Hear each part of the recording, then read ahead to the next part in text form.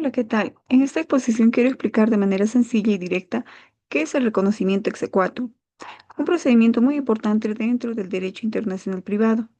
Este mecanismo es el que permite que una sentencia emitida en otro país tenga valor legal en el Perú, evitando que se vuelva a iniciar un juicio que ya fue resuelto en el extranjero. Para entenderlo mejor, revisaremos el caso de Olga Cecilia Wall Torres y William Joseph Miller, quienes pidieron que el Perú reconozca su sentencia de divorcio dictada por un tribunal de la Florida, Estados Unidos, en la cual también analizaremos qué ocurrió, cuál fue el problema que enfrentaron y por qué la Corte Suprema intervino.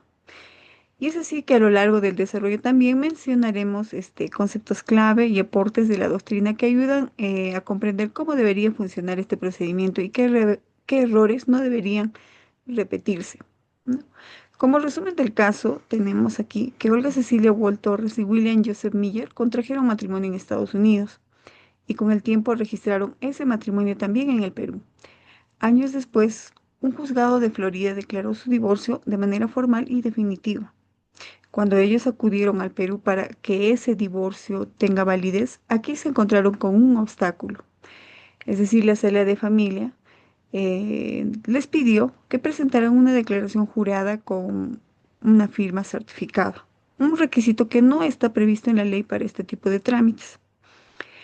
Y el problema se agravaba porque William vivía en Estados Unidos y la sala solo les dio 3 días para certificar la firma presencialmente en Lima, algo prácticamente imposible.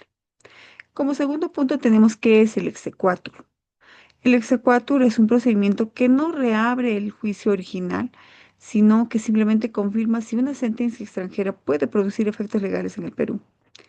Es decir, en palabras de la doctrina, tal como explica Dávalos Fernández, se trata de un control externo, donde el juez peruano no vuelve a revisar la historia del conflicto, sino que verifica que la sentencia extranjera cumpla con ciertos requisitos mínimos, en la cual que el tribunal extranjero haya sido competente, que el proceso haya respetado el debido proceso, que la sentencia sea firme, que no existe un proceso igual en el Perú.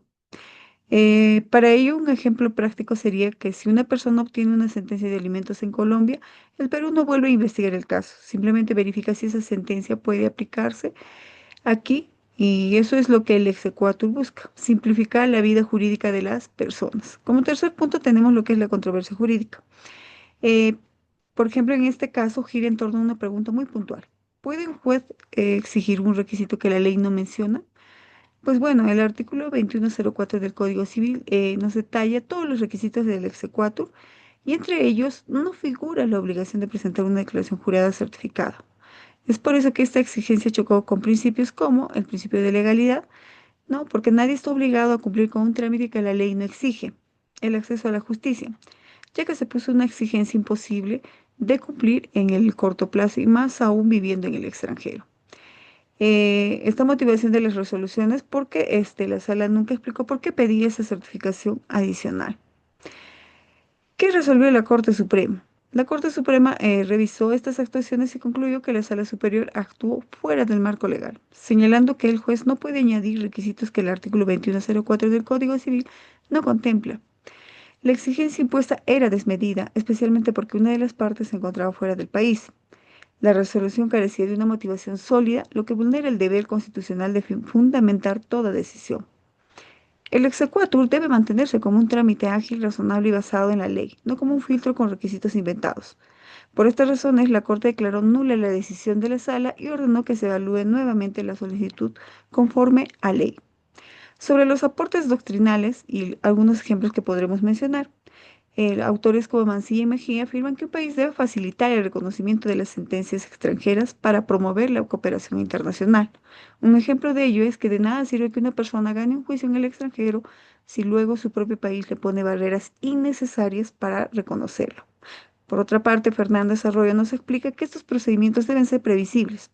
Un ejemplo de ello es que si cada juez pide documentos distintos o inventa requisitos, se genera incertidumbre y se afecta la seguridad jurídica.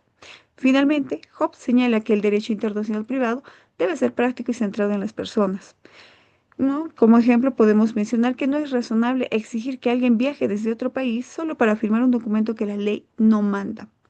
Entonces, todos estos enfoques doctrinales coinciden con el criterio tomado por la Corte Suprema.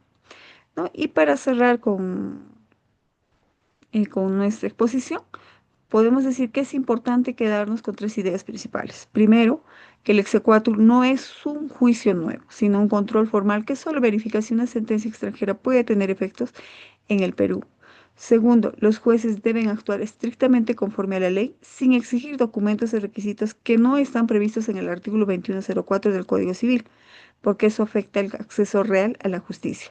Y tercero, que este caso nos demuestra que las decisiones judiciales deben estar debidamente motivadas, ya que de lo contrario generan trabas innecesarias para las personas, sobre todo cuando viven fuera del país. Y es por ello que la intervención de la Corte Suprema no solo protegió los derechos de Olga Wall y William Miller, sino que reafirmó que los ciudadanos tienen derecho a un procedimiento justo, razonable y sin exigencias que la ley no contempla. Gracias.